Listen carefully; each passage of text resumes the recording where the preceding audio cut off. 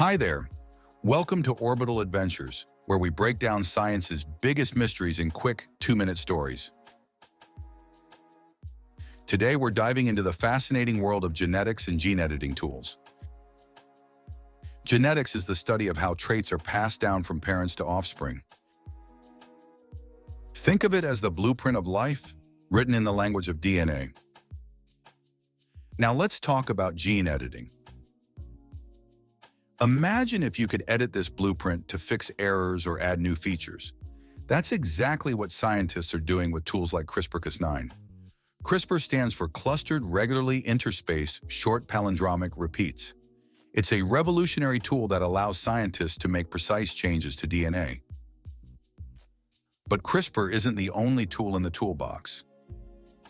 There are others like zinc finger nucleases and TALENs.